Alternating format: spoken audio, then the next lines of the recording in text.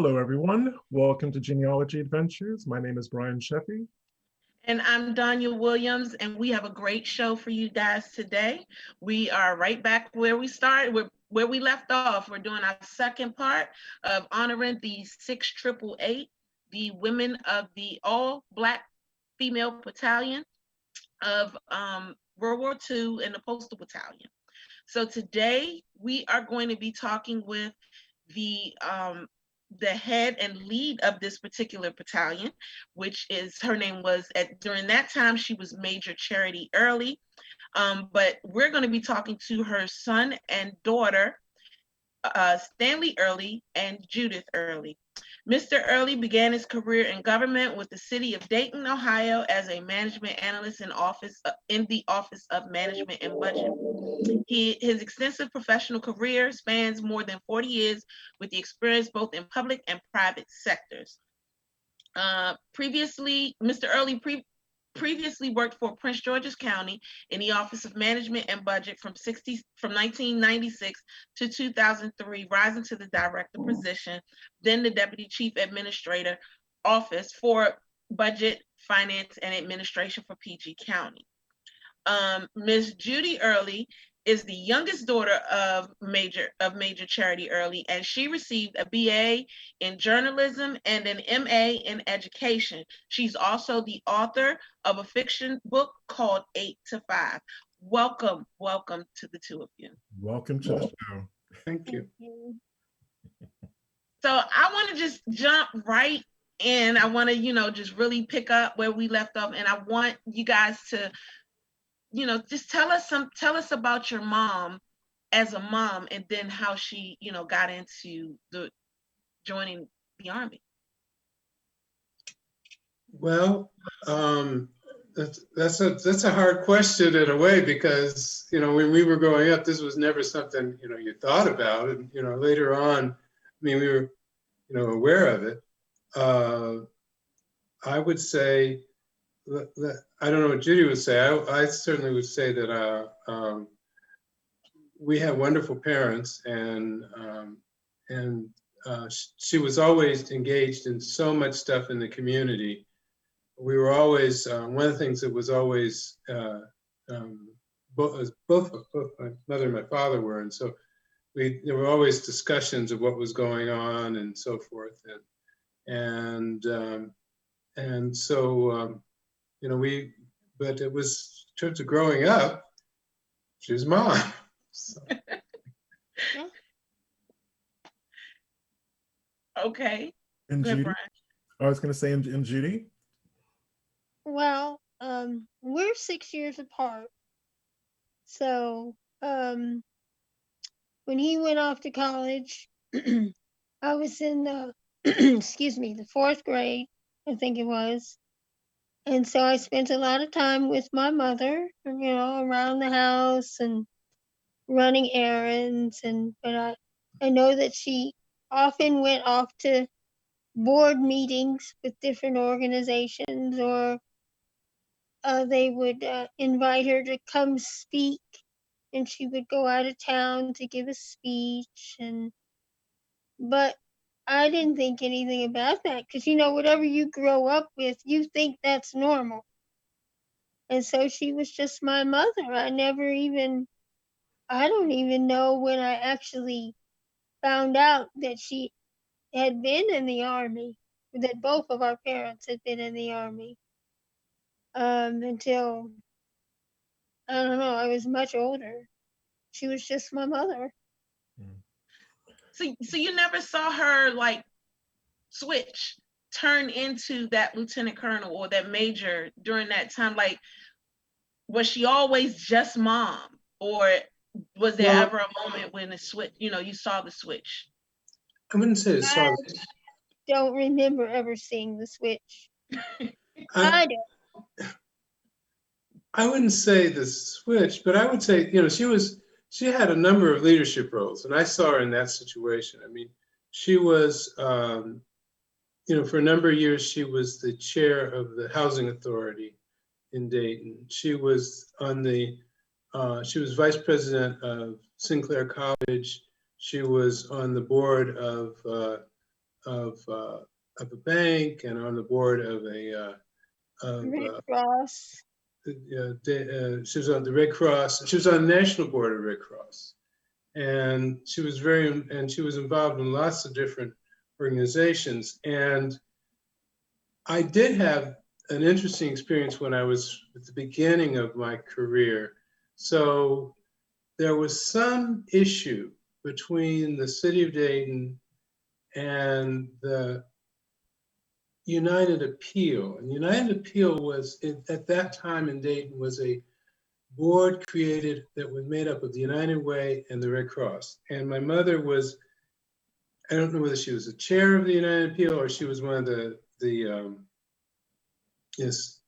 officers. And so there was a meeting held in City Hall about whatever this issue is, and I cannot remember what the issue was.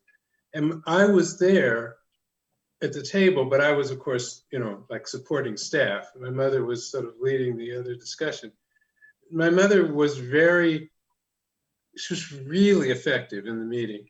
And the reason she was really effective in the meeting is because she read everything.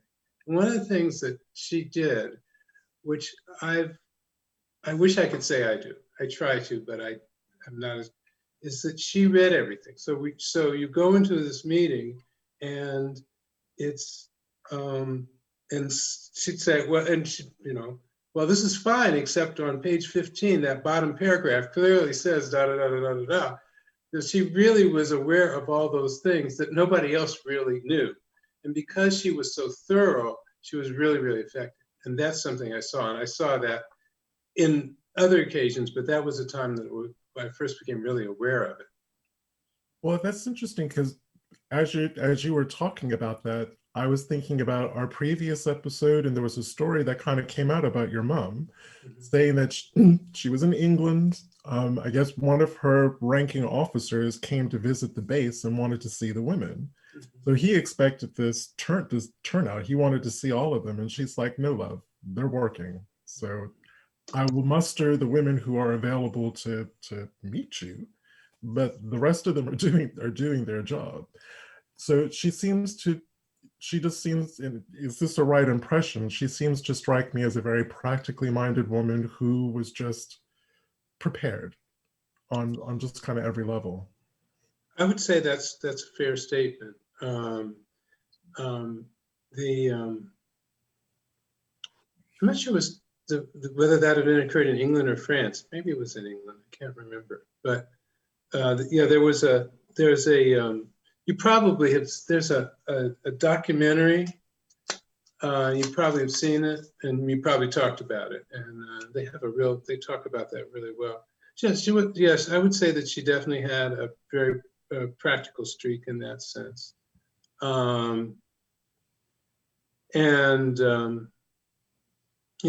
She's very thoughtful and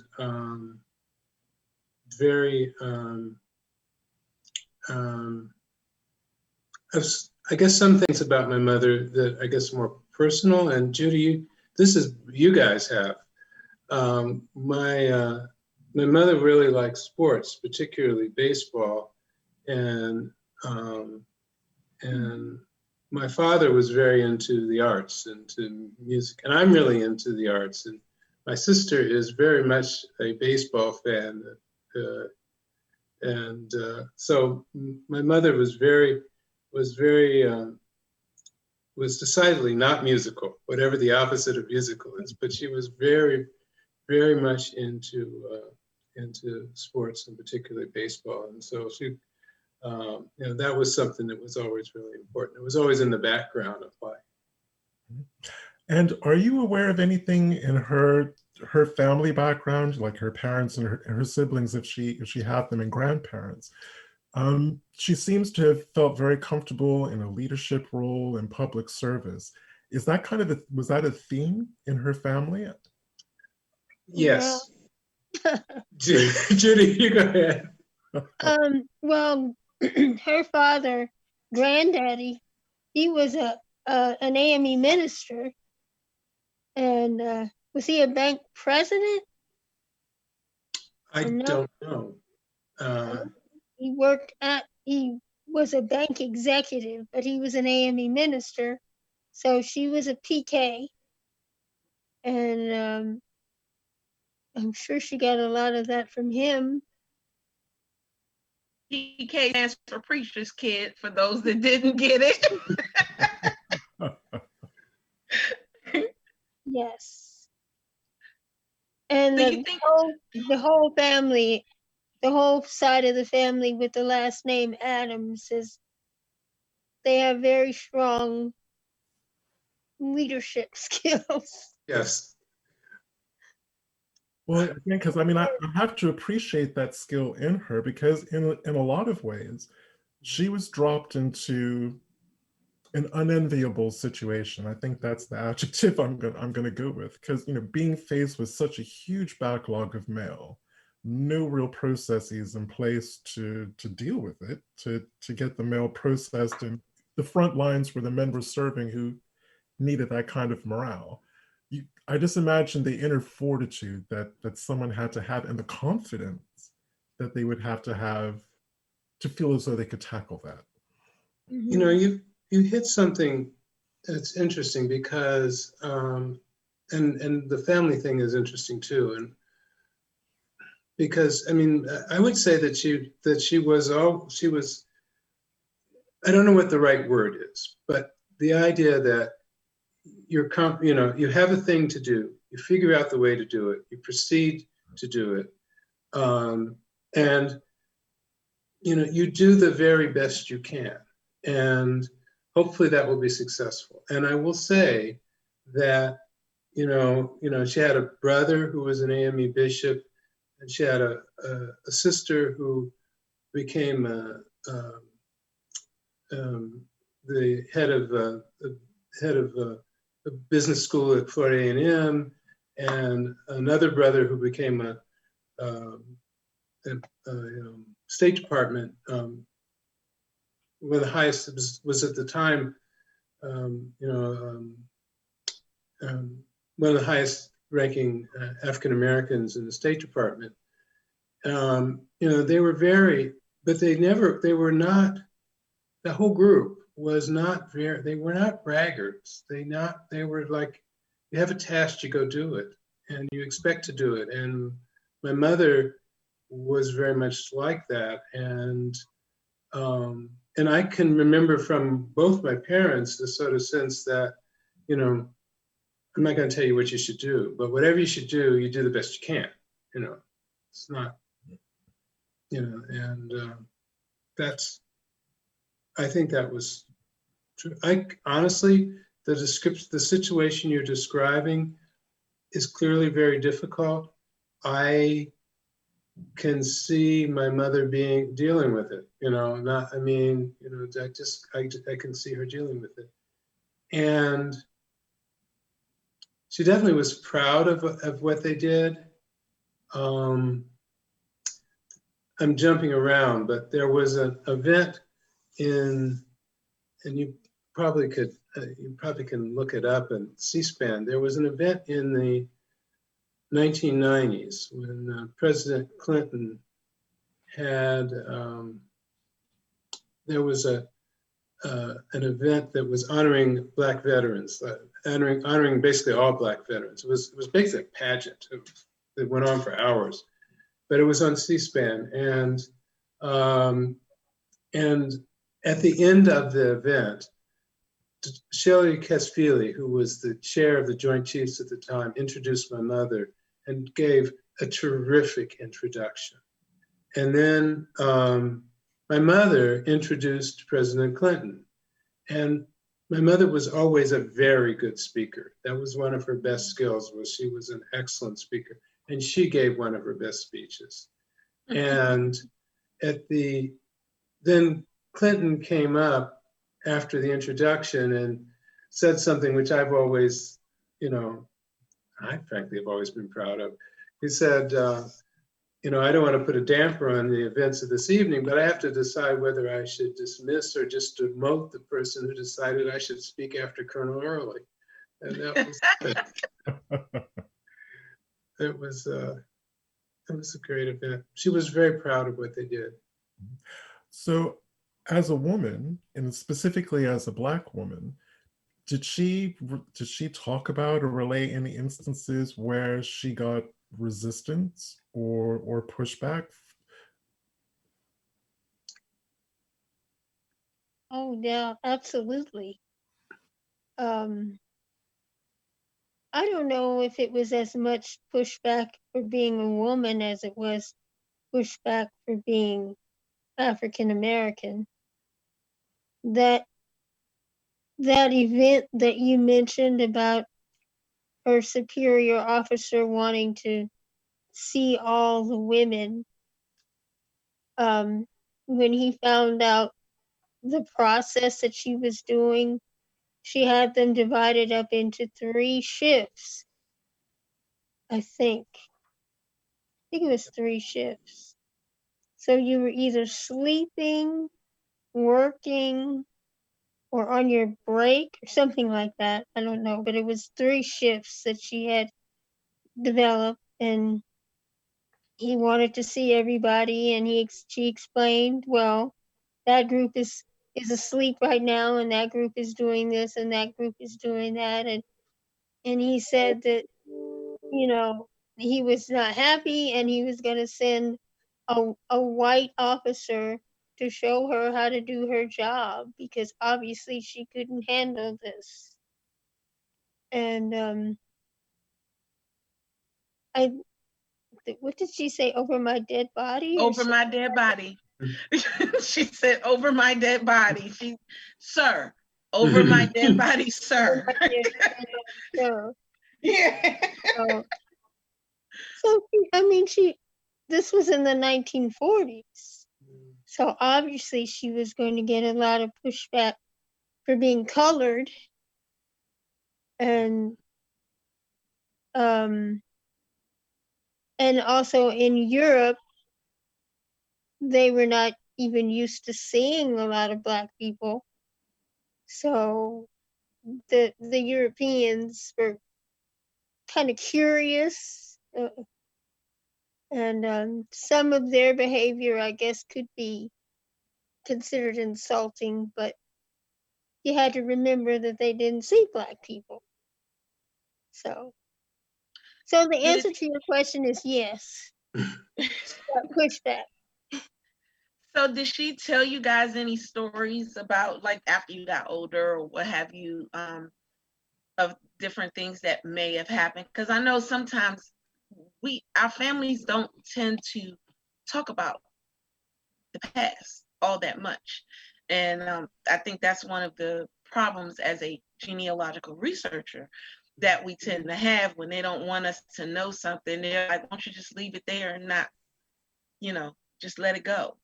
So did she, talk to you guys about some of the things that she went through, or any other stories that she gave other than the one that you just talked about, which happens to be my favorite? But yeah.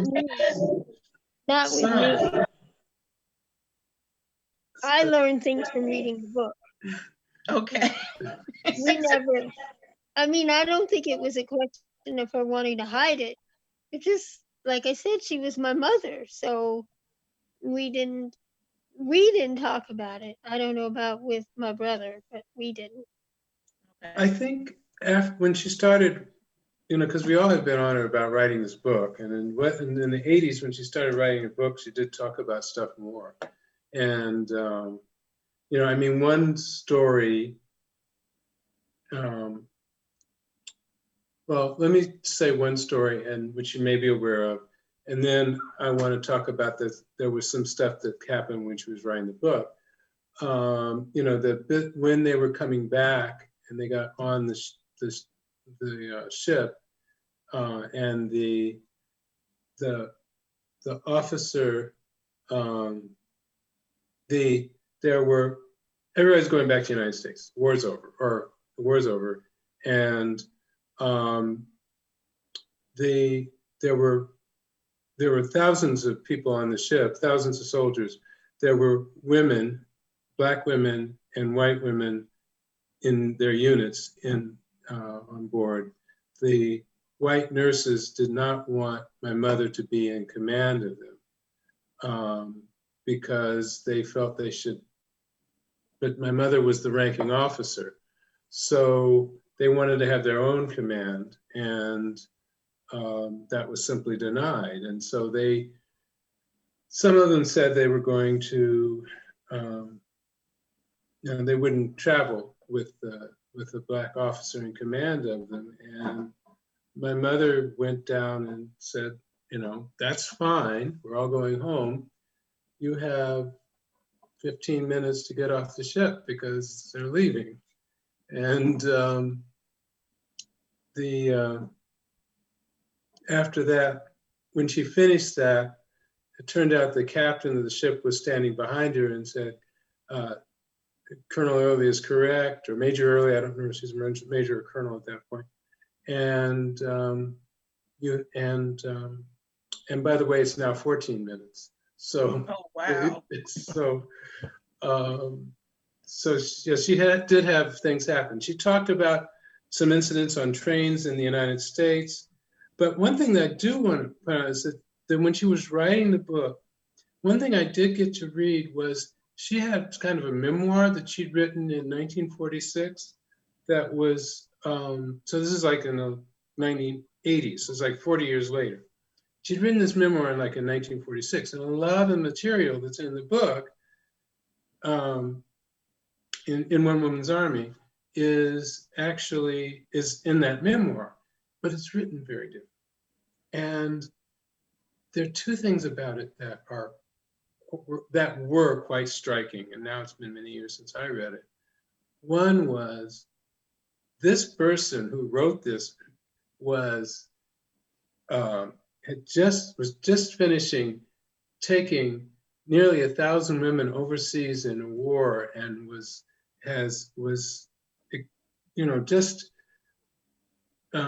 very strong and powerful in their image of what they've done, and feeling very gung-ho about it, and not as good a writer as the person 40 years later, but a whole different perspective, really, much younger perspective. And also, there was another aspect. Of course, this is this person who, I'm not even a glimmer in anybody's eye at this point. So it's kind of fascinating, this person who will become your mother. But the other thing is there are incidents that in the book talk about discriminatory actions where the reference is a little different, because it's almost like, in this case, they didn't discriminate. It was so prevalent that when somebody didn't didn't discriminate, that was the thing that was worth noting. It was like, you just were going to be discriminated against. So when somebody didn't, that was the thing that you noted. And that was a whole different perspective. Even, it showed how the shift that had occurred and so forth. So that was an interesting item for me. Well, you just actually raised something that I've never really thought about. I'm aware of it, but I've never spent that much time discussing it. So we know from the men serving in the military, the racism that they faced, both on the field, in training, when they got back home, transport out, transport back. Never really thought about the racism between women, between Black women and white women. So you just relate this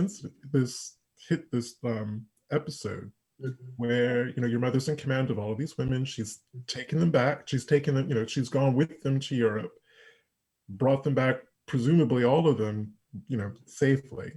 But being all but three. And then being met with resistance by white nurses. That kind of it doesn't stun me, but it disappoints me, I guess. I mean, I think, when I remember, and I can't even remember whether this is in the book or not, but I remember my mother talking about it. When she was in officer training at Fort Des Moines, that there were classes that were divided up. We're in a war. We're in like a war a survival level war. There were classes where there was there was an instructor for white men, an instructor for black men, an instructor for white women, an instructor for black women. And like, you know, at some point after like a round of these classes, some couple rounds of these classes, somebody realized, you know, we could have actually one person teach this and they could all sit in the same room, you know, and listen to the lecture. You know, it just shows you how, you know, the alterations that had to occur. And it does make me think about, you know, what, you know, I'm not aware. I mean, you know, I've read books, I talked to people, and I have some sense of post-World War II, but I'm not aware of pre-World War II America in terms of, but those are the things that made me realize that to whatever degree post-World War II America was racist, that pre-World War II must have been dramatically worse. I mean, and we're coming out of, you know, because you look at what happened in the 20s and you had the Depression in the 30s, which had to make it worse. So, you know, plus in the 20s, there, you know, there was all that lynching that absolutely. was, because again, we were in the depths of Jim Crow. But I do find it profoundly disappointing that, you know, your mother's on the front lines in service to her country, which that group of nurses would have known or should have been aware of, because she's not wearing a uniform for nothing, you know, to play fancy dress up, and that service just didn't seem to matter. It just didn't seem to count. Yeah, that's sad. So I don't know if at this point we have any questions from the audience. No, not yet. Okay. They're just listening in awe like I am. I mean, I'm telling you, I fell in love with this lady, and I'm like, because, I mean, well, first of all, I'm telling you, so I guess we can go into the genealogical side of this whole thing. Because when I first heard about the 6888 and then learned about Lieutenant Charity, her last name was originally Adams. Right. And I was like, oh my God, is this lady related to me? Because if she is, I'm going to be so excited. You know?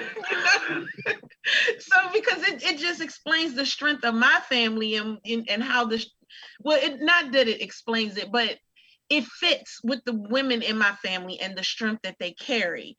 And I'm like, it's only natural that she has to be related to me. Okay. Well, that, and considering we have a number of Adams, it's the right part of South Carolina. It's the you couldn't ask for a more perfect part of South Carolina for us to connect in. Yeah. So you were going into that before the show. Tell us more about where she came from. Okay, so, and you guys may be able to tell me stuff that so Cokesbury is in Greenwood? Yes. In county, and my knowledge of that is somewhat limited, but I do know that my mother's mother, I'm sorry, my mother's father grew up there and was one of about a dozen children.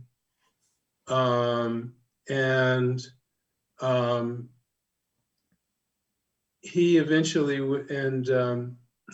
went to Biddle University, which became Johnson C. Smith, and he was either the youngest child or the youngest male child. I don't know which.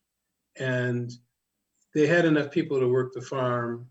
They were very interested in education, and my grandmother Adams was a Nash, also from Cokesbury, and she, in some ways, her education is more extraordinary because it's a Black woman circa 1900, and she got a normal degree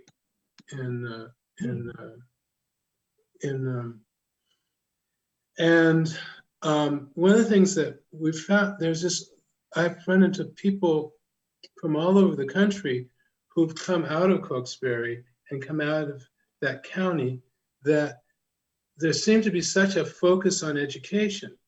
When my Aunt Lou, my mother's sister, died around 2007, something like that, 6 or 7. I went to the funeral, and there were a lot of people there from Cokesbury. And there was a woman who was she was a officer of the church. I don't remember exactly what. She wasn't the pastor. And she talked about the AME church there and was saying they were very proud of the fact that everybody who was at least 21 in the church was either in college or had gone to college. And they were very focused on this education thing. And I have run into people from Charlotte, from DC area and so forth, that have come out of that community. And there seems to have been something in that community at the very early 20th century that was very focused on education. And education is the way we will survive as people, and so forth. Yeah. I don't know why, but something happened there. I may have a partial answer for that, and Danya probably has the other part of the answer to that one as well. It was because specifically for that part of South Carolina, it's true across America at that period, but places like parts of Edgefield, parts of McCormick County, parts of Greenwood, our people had to fight to build their own schools, to get the land, to build their schools, to educate their kids. And I guess when you have to fight that hard for something, it just becomes cherished. It's not even meaningful. It actually becomes something that's cherished because you had to fight so hard for it. And given the fact that it was South Carolina and that area of South Carolina, that, they went through a really hard time after the Reconstruction period. So there were several quote unquote riots. They were fighting the Black codes. They were fighting Jim Crow. They were going through all of those different things to still be able to create these African-American schools that will allow them to move forward, because especially, unfortunately, in the area that your parents came from, Greenwood, Edgefield, all of that, they were hell-bent on holding Black people down. Like, it was not, they did not play games. They were determined. They didn't even, so for example, death records, birth certificates, things like that, they were mandated to be done for Black people in 1915. Well, there were other places in South Carolina that were giving death records for Black people, but not Edgefield. They had to be made to do everything. They had to, they had to be made to do it. They had to be mandated. If it wasn't mandated, then it wasn't getting done. And that was a part of where they lived. That was the Greenwood, the Edgefield, the Aiken, that was that whole Cokesbury, that was that area. So yeah, like Brian said, it was a cherished thing to be able to fight for it and win it and get it. And they had to go, they had to go through it. That's when they realized that education was it was very important, because they had to fight so hard for it. But it's still carried forward, which is really quite fascinating. And I would also imagine that as a community, and that's just even the wider Black community of the area, because you were literally under attack 24/7, 365 days a year, really brought that community together. It just, all that adversity just served to make them stronger. And it seems as though your mother, got some of that. And She that would have definitely been, got some of that. yeah, it would have been, you know, my grandfather grew up there, and she was born in North Carolina. Where, Judy, do you remember the town? Kittrell, North Carolina. And then they grew up, in Columbia. But that's really interesting. And by the way, my father was from Ohio. Grew up in Dayton and was born around somewhere along the Ohio-West Virginia border. What was it called? I've forgotten. I can think of the name of that tiny little town. So your mom, you said your mom was born in North Carolina. Is that Halifax County? Kittrell, I don't know. You don't know? Because a lot of the Adams in our family, well, so my Adams line, I have my great grandmother was Adams. Her name was Katie, and her father was Ezra, and Ezra had a good number of children, but he had one son who had more children than him, and he had his name was Arthur, and Arthur had about 16 children. Arthur was the first and only family that allowed me out of South Carolina with my research. They actually moved to North Carolina. So I'm wondering if that Adams group knew your mom's Adams group. And that would be I'm gonna now that you said Cokesbury, I'm looking for her. It's on and popping now. Well, it's quite possible, but I've always thought that the North Carolina thing was like, that was not part of the law. That was like an event as opposed to a history, in the sense that, you know, South Carolina was. I was going to say the person that she should talk to is Madeline. Yes, she should. Yes. Our cousin Madeline, she's kind of into genealogy. Right. And she's gone through ancestry.com and pulled up some records and things. And she could probably be more helpful on that than we can. So you guys were never really interested in that portion? I mean, did you know your grandfather and personally? You know? I knew it. Judy might have been. He passed away when I was like 8. I think grandmama died when I was 8 and granddaddy died when I was 9. So I met him. We visited his house. We visited them, but I didn't really know him. I was told that he baptized all of his grandchildren, so he baptized me as a baby. But I don't have any personal memories of Granddad. And what was the name of the church again? Bethel. Bethel? Yeah. Bailey Bethel? I don't know. It was. I'm gonna look into it because I got a Bailey Bethel in Greenwood. In Columbia. Oh, it was in Columbia. Okay. Yeah. Yeah, this was all in Columbia. Yeah. And I'm sorry, this is gonna sound silly. I have this memory of our grandfather taking all of the grandchildren and all of his children and their children to Cokesbury and to the woods. That land had become like just woods, and we went bear hunting. Now, this is before I was born. Wasn't it before I was born?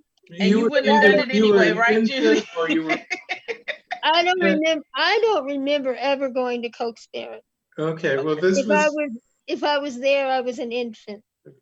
Well, I remember going to Cokesbury a few times, but this time we just, then we walked through the woods and, we were hunting bear and all that, but, it was funny. Did you see a bear?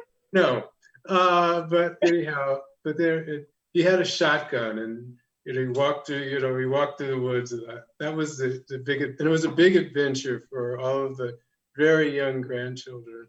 It sounds like fun. It was. It sounds like it's dangerous. It was. And I would have been the granddaughter that said, no, thank you, but I'll sit here with mom or something. I would have been that baby because yeah. I don't like dirt or walking through dirt or anything like that. Well, I remember going to Cokesbury once, and there was a cousin, and I can't remember his last name, but I remember we played, and at one time I was probably, I don't know, he was in 6th grade, and I remember thinking he was really old, so I must have been very young, and so I never saw him again until actually that trip to South Carolina. I was talking about that funeral, and we're talking. I was sitting next to this guy. I was talking, and I realized I know who this guy is, and I started describing the farm that they grew up on, which didn't have running water, but it had a well in the front. And I described his entire, except I got the color of the well wrong. Other than that, and his older sister was there and explained that I was Hoppy. That was my nickname, and because I was Stanley Earley, and he didn't have any. But when I was a little kid, my nickname was Hoppy, and so he knew who I was. Wow. So you may not have the answer to this. Did your mother ever talk about whether she was still in touch with some of the women that were in her command? I don't really know, except for she was in touch with, we were talking Campbell, Noel Campbell. Nicole Campbell. Nicole Campbell. But other than that, I don't know. Mm-hmm. So how did you guys feel when you were approached about trying to get the entire 6888 the Congressional Medal of Honor? Were you approached about that? And if you were, what were your feelings? Well, I thought it was wonderful, but it had been the thing that had really brought it so much back into focus. The possibility was, where time flies, probably about 3 years now. The event, the statue and event at Fort Leavenworth, because that was just so extraordinary. And they had they had so many of the women who were still alive there. They had and they, at the command school of the United States Army, just as you drive up, there is this pond, and it has a giant statue of a buffalo soldier on horseback, and there are busts of significant African American officers in U.S. military history. There's Benjamin O. Davis. There's Colin Powell. There's and now there's one of my mother, and was just wonderful. And they put it on a pedestal that had all of the they managed to get the names of everyone in the unit except for 13. They're still trying to find those last 13. There were some names are missing. Except for those 13 names, they had the names of everybody who served in the 6888 on the pedestal. It's so beautiful. And they did the initial bust. They're actually replacing the bust with a different one because they wanted to get it, improve it. But it was, and then they had a parade in Fort Leavenworth for the women who never got that. And then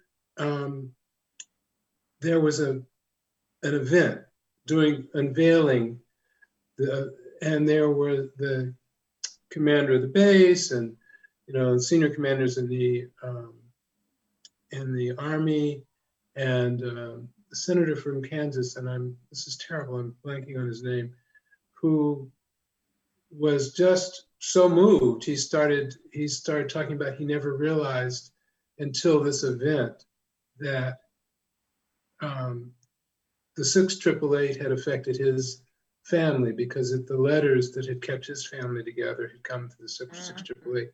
He never knew that in his, and so it was just an amazing event. And after that, with the documentary, with the because aside from the Congressional Gold Medal, they never got a unit citation. I mean, they never got a unit citation. So first they got that. That has already occurred. That took like a year after that. And then they, and now the Congressional Gold Medal, and hopefully we'll get through this time. And so it's really been the last, and then there are two different movie companies that have been looking at making a movie about the 6888 or about my mother, and they're doing their thing, and they're working, and we've talked to them, and hopefully they'll be successful. But it's always a million miles from the original concept to the completion of those things. So yes, it's become very tangible and exciting.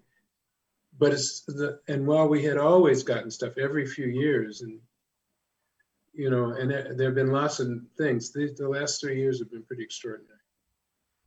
Because I actually did a search on Time magazine during the World War II period.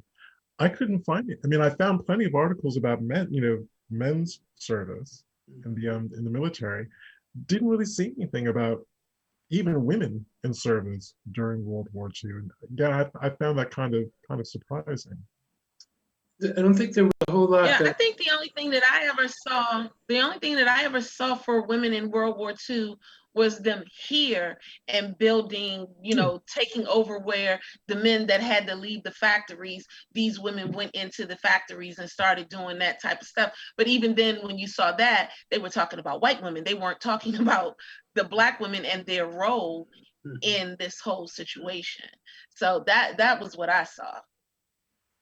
Yeah, there was an interview we did with New York Times for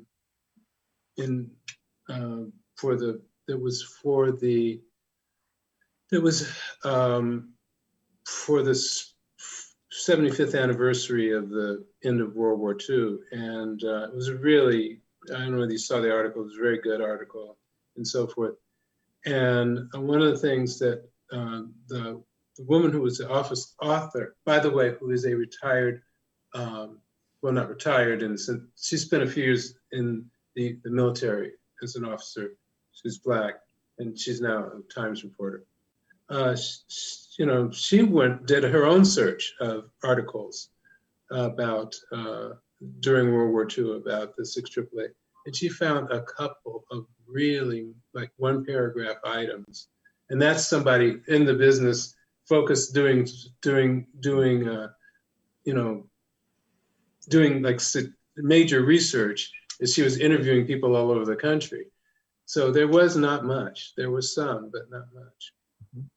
So I'm getting, and correct me if I'm wrong, if I have the wrong impression, but I am getting the impression that the women did their service. They came back on the ships. They got off the ships, and what were they told? Thank you for your service. You can go now. So like no thank you, no kind of official recognition. Right. No kind of official recognition until there started to be in the 1990s. There started to be, and it's now sort of, and it's just, and I can say that, but I do want to make, I don't know, this is maybe a political economic comment or something, but one of the things that there was, which affected my mother, my father, millions of other people, and many members of 6888, was the GI Bill. The GI Bill, one of the things that really changed a lot. I mean, it created the opportunity for all kinds of education that people would not have had the opportunity for. And so there was that. But official recognition of 6888, other than thank you, no, that's, you know, and there are only, I think there were 11 members still alive when this happened, when this event happened I described in Kansas. I think there's like 7 now, maybe 6. So, you know, it's, it would be nice if this gets done, but there's still a few around to see it. You know, we've tried very hard to get one of these surviving service women on the show, but you know, considering the age that they are, they have health issues, and Yeah. unfortunately, it just wasn't possible. I will say I have met several in the last couple of years, and so some impressive women. And so, I met several at the event in Kansas, and then recently one in here in Prince George's at Prince George's County up in Greenbelt, where an event was done. So they really have been. It's really quite impressive. I mean, I kind of take it for granted, and I think we in the modern age take it for granted about movement, the freedom, you know, the freedom to move. We're talking about a group of women who more than likely had never even left the county, much less the state that they had been born in. Your mother obviously did because she was born in North Carolina, but lived in South Carolina. To go from that to go to living abroad, to service abroad in a foreign country when you haven't even left the county or probably even the town that you were born in. And again, where your mother came from was a very rural part of America.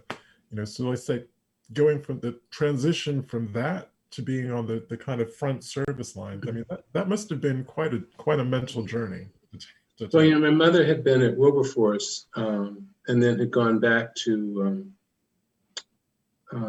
was teaching in South Carolina when the war started. But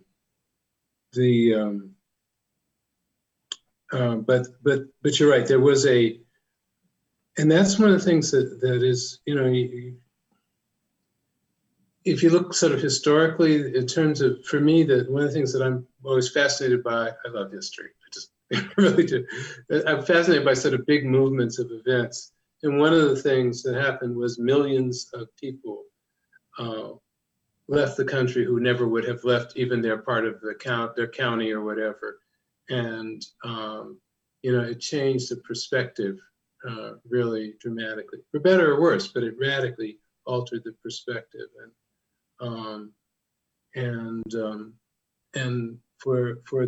for many of these women, this was a life-altering event.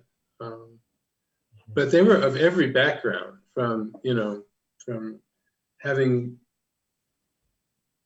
limited exposure to being well educated, to being from all over the country, and then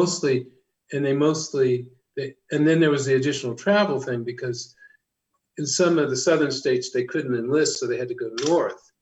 And I think South Carolina was one of them. You know, you couldn't enlist in your home state because black women couldn't enlist, so you had to go to other places. No, I just learned something new. I think my mother, trying to remember whether she enlisted in New York or not, but When she was at Ohio State? Yeah. I mean, after she came out of Ohio State. Yeah. No, she was teaching. She was She teaching. was teaching when she decided to enlist. So I think she had to go up to New York, but I'm not sure. A lot of people had to go up. You couldn't enlist black women couldn't enlist in the South. So again, it's that theme of Black military service. Starting in, I know that we've had a history of fighting in every engagement in this country's history, but really starting with Civil War. Black men had to prove that they could indeed be soldiers fighting for the United States colored troops. So you would have felt that with the success with that, it would have been easy for men to serve in World War One. It But it wasn't. wasn't. And Right. you would think after they proved themselves in World War One, it would be easier in World War Two. And it wasn't. So this theme is still. I mean, you can go back further than that. I was just looking at something the other day about the War of 1812, and 20% of the sailors who served in Great Lakes Fleet, all those were African American, and yet the Navy became the most segregated part of the armed services, So, it is we have a periodic problem or cyclic problem in this country that we have got to. It's a cycle that we've got to progress as a people and progress as a country. We have to break that cycle of repeating the same mistakes. And I think that's an awesome way to end this show, because you have definitely, this is the reason why we wanted to have the two of you on this show, to end the cycle of not knowing our history and giving people a different version and letting them know, not a different version, the correct version, because I don't want anybody to ever get up here and look at our show and say, oh, they're doing what the new word is, revisionist history. This isn't revision. It's not revised. It's the rest of it. It's just the rest of it. And that's the, I call it restorative. I call it restorative history.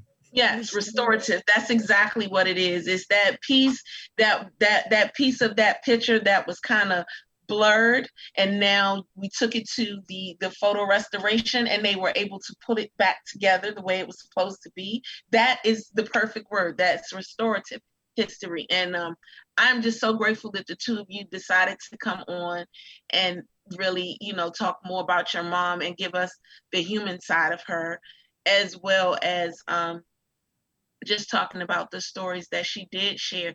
Can you please share the name of the book that was written?